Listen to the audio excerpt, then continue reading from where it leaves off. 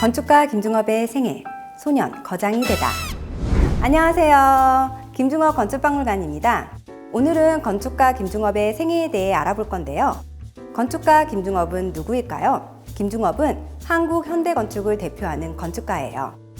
김중업이 한국 대표 건축가가 될 수 있었던 것은 끊임없는 노력과 아름다운 건축으로 행복한 세상을 만들려는 그의 열정 때문이었어요. 김중업이 어떤 과정을 거쳐 현대 건축의 거장으로 성장할 수 있었는지 지금부터 함께 알아볼게요.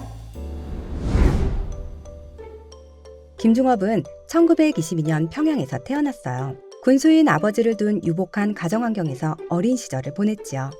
평양 고등보통학교 시절 미술에 뛰어난 실력을 보였고 시를 짓는 것을 좋아했어요. 이때 미술반의 니노미야 선생님은 건축 진로에 대한 많은 조언을 해주셨어요. 중업아, 아버지가 화가가 되는 것을 반대하시면 건축을 공부해보는 것이 어떻겠니? 건축가요, 선생님? 건축가는 무슨 일을 하는 사람이에요?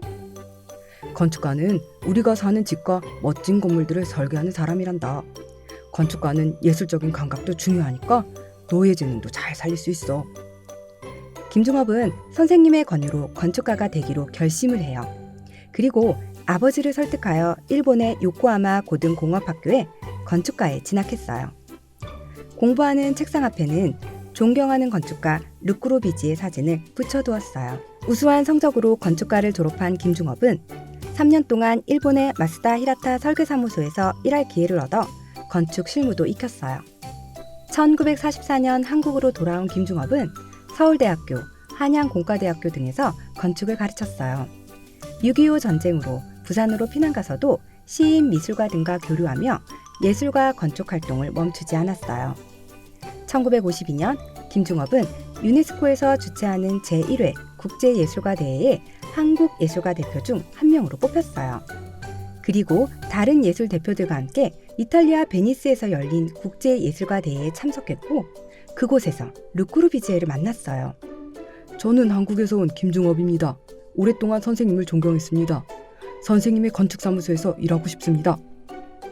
그러자 르꾸르비지에는 어이없는 표정으로 대회가 끝나면 파리의 사무소로 한번 들르세요 라고 말했어요. 김중업은 마음이 벅차올랐어요. 대회가 끝난 후 프랑스 파리의 르꾸르비지에 건축사무소로 찾아가 건축사무소에서 일하고자 하는 의지를 강하게 보였어요. 이에 르꾸르비지에는 김중업에게 임시설계 도면을 그리라고 제안했고 2주 후 김중업의 동양적이고 개성이 넘치는 도면을 볼 수 있었어요. 그리고 김중업은 한국인 최초로 르꾸르비지의 건축사무소에서 일하게 되었어요.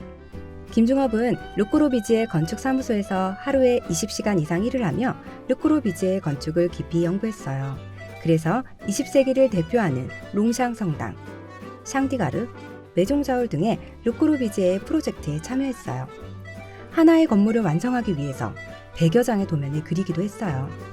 김중업은 건축일 뿐만 아니라 세계 여러 나라를 여행했고 세계의 다양한 건축물을 직접 보고 배우며 건축가로서의 역량을 키웠어요.